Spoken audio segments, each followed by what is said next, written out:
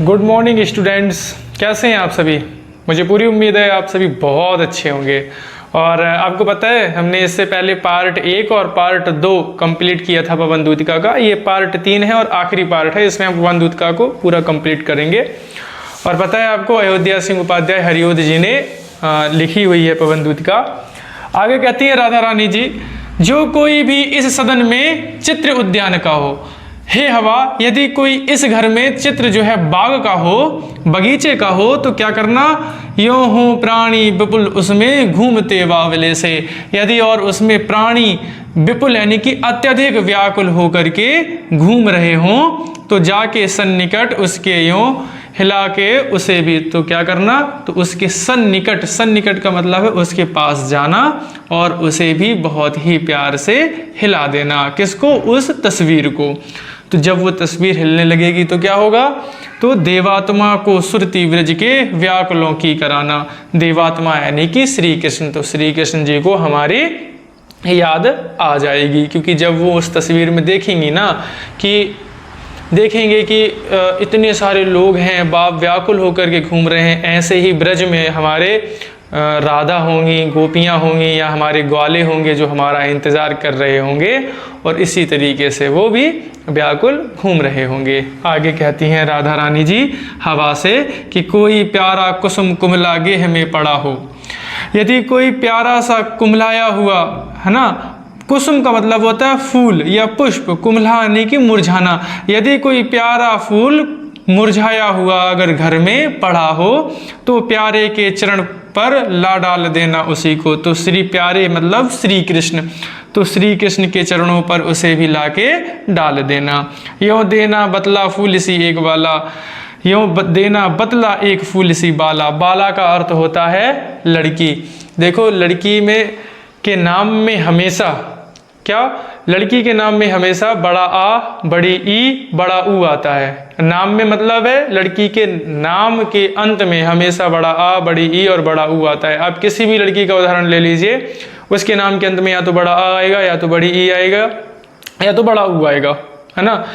अगर आप 100 लड़कियों के नाम देखेंगे तो 100 में से 90 ऐसी लड़कियां मिल जाएंगी जिनके अंत में या तो बड़ा आ आएगा, बड़ी ई, या तो बड़ा ऊ। तो यहाँ पर देखिए बाला लिखा हुआ है, ला पर बड़ा का डंडा है, तो यहाँ पर लड़की यानी कि राधा रानी जी स्वयं के बारे में बात कर रही हैं कि फूल के समान एक लड़की इसी तरीके से मुरझा गई है।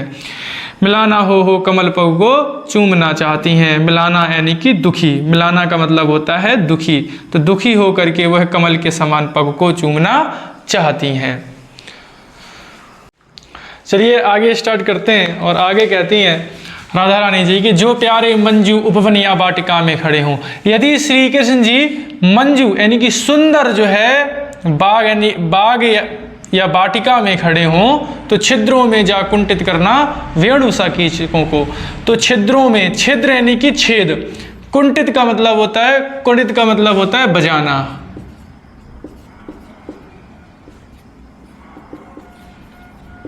बजाना। तो देखो कहती हैं कीचक, बेटा कीचक जो होता है, कीचक एक बांस का नाम है। किसका नाम है? बांस का।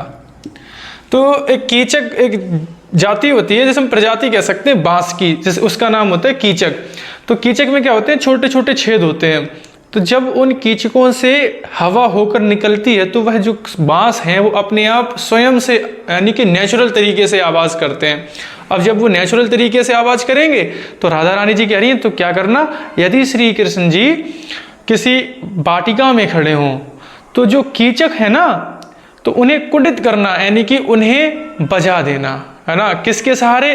तुम उन छिद्रों से होकर के गुजरना, तो वह जो कीचक यानी कि जो बांस हैं वो बजने लगेंगे। और जैसे ही वो बजेंगे तो क्या होगा, उन्हें बांसुरी की याद आएगी, और उन्हें ये भी याद आ जाएगा कि ऐसे ही हम बांसुरी बजाते थे। कहाँ? ब्रज में, सारी गोपियों के सामने।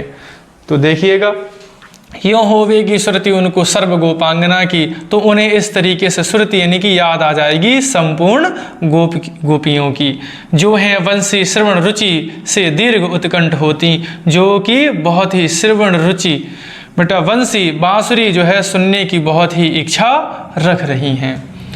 आगे कहती हैं, ला के फूले कमल दल को श्याम के सामने ही, थोड़ा थोड़ा विपुल जल में व्यग्र हो डुबोना, यों देना ए बतला भगनी एक अम्भोज नेत्रा, आँखों को यों विरह विधरा वारी में बोरती है।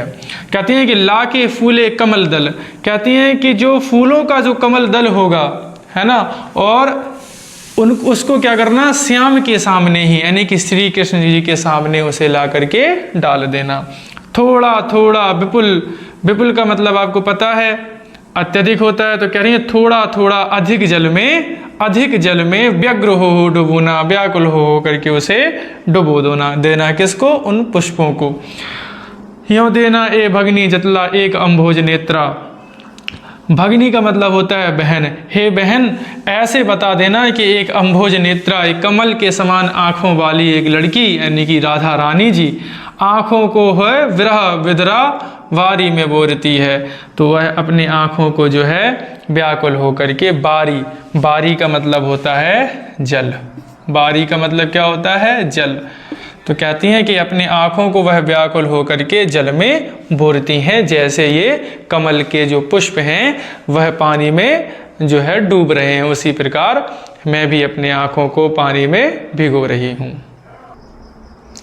और आगे राधा रानी जी कहती हैं कि धीरे लाना वहन कर नीप का पुष्प कोई, और प्यारे के चपल दृग के सामने डाल देना। राधा रानी जी कह रही है, देखो एक नीप का पुष्प होगा, जैसे हम कदम्ब कहते हैं, पता नहीं आप लोग जानते हैं या नहीं, क्या होता है नीप का पुष्प, है ना। तो कोशिश करेंगे आपकी स्क्रीन पर दिखाने की, और शायद दिख भी रहा होगा। और कहते हैं कि धीरे लाना बहन कर नीप का पुष्प कोई, नीप का पुष्प कदम्ब का पुष्प होता है, तो कह रही है कि एक नीप का पुष्प लाना जो है बहा करके, और प्यारे के चपल यानी कि चंचल, दृग का मतलब आँख, तो प्यारे यानी कि श्री कृष्ण, तो कहते हैं कि श्री कृष्ण के चंचल आँखों के सामने डाल देना, और ऐसे देना प्रकट दिखला नित्य आशंकिता हूँ। और कहती हैं कि नित्य का मतलब रोज होता है, तो कहते हैं कि ऐसे उन्हें बता देना कि तुम्हारी राधा रोज आशंकित होती है। अब आशंकित कैसे होती है, आशंकित ऐसे कि श्री कृष्ण जी हमसे 15 दिन की कह के गए थे, आज 1 महीना हो गया है, चलो अब तो वो आ ही जाएंगे। तो कह रही हैं कि मैं आपको समझा रहा हूँ, वो इस प्रकार से आशंकित हो रही हैं। और आगे क्या कहती हैं, कैसी होती विरह बस में नित्य रोमांचिता हूँ। राधा रानी जी कहती हैं कि मैं दुख में रोज जो है रोमांचित होती हूँ। यह भी जो है किसको बता देना, श्री कृष्ण को बता देना। रोज रोमांचित कैसे, यदि कोई आपको कॉल करे और कहे कि मैं कल आऊँगा या परसों आऊँगा, और वो कल ना आए तो आप क्या सोचोगे, तो चलो आज नहीं आए हैं, पहली बात तो आप कल का इंतज़ार करोगे, पूरा दिन इंतज़ार करोगे, फिर वो कल नहीं आएगा तो आप सोचोगे चलो परसों तो आएंगे ही आएंगे, तो ये रोमांच है। तो राधा रानी जी कहती हैं कि चलो आज नहीं आए वो तो कल आएंगे। अच्छा, जब कल आएगा तब भी नहीं आए तो क्या चलो आज नहीं आए तो कल तो पक्का आ जाएंगे। तो ऐसे वो रोज रोमांचित होती हैं। आगे कहती हैं कि अगर श्री कृष्ण जी बैठे नीचे जिस बिटप के श्याम होवे उसी का, कहती हैं जिस भी बिटप यानी कि वृक्ष के नीचे बैठे हों, कौन, श्री कृष्ण, तो कोई पत्ता निकट उनके नेत्र के ले हिलाना। तो क्या करना, जब यदि वो किसी वृक्ष के नीचे बैठे हो तो उस वृक्ष का पत्ता तोड़ करके श्री कृष्ण के सामने हिला देना। तो देखो जब पत्ता भी टूटता है तो ऐसे ऐसे नीचे आता है, तो कह रही है जब ऐसे ऐसे नीचे आएगा ना वो पत्ता तो उन्हें क्या समझ में आ जाएगा। आगे कहती हैं यूं प्यारे को विदित करना चातुरी से दिखाना, कहती हैं और उन्हें इतने ऐसे याद दिलाना और चतुराई से दिखाना कि मेरे चिंता विचित चित का क्लांत हो कांप जाना। कहती हैं कि जो मैं चिंता करती हूँ ना, चित यानी कि मन, मेरा चिंता करने से मन इस पत्ते की तरह ही कांप जाता है।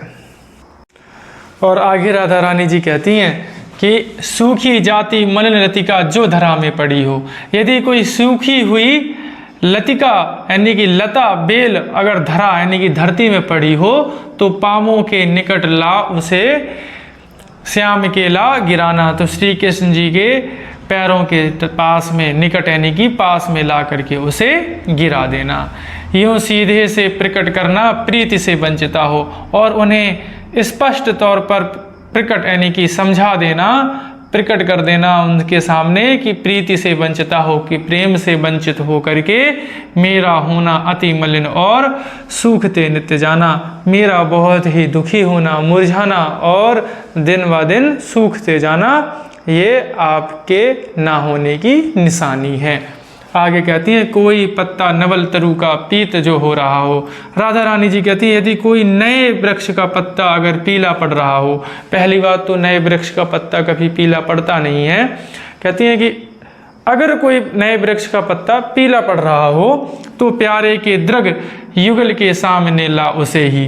तो क्या करना, श्री कृष्ण जी के दोनों आंखों के सामने उसे धीरे धीरे संभल रखना और उन्हें यूँ बताना। तो धीरे धीरे जो है संभाल करके उनके सामने रख देना और उन्हें बता देना कि पीला होना प्रबल दुख से प्रोसिता सा हमारा। जो पीला होना है ना वह प्रबल दुख की निशानी है। प्रोसिता का मतलब होता है वह स्त्री जिसका पति विदेश गया हो। प्रोसिता का मतलब क्या होता है, वह स्त्री जिसका पति विदेश गया हो। तो कहती हैं तो मेरा पीला होना क्या है, प्रबल दुख की निशानी है। ये राधा रानी जी कहती हैं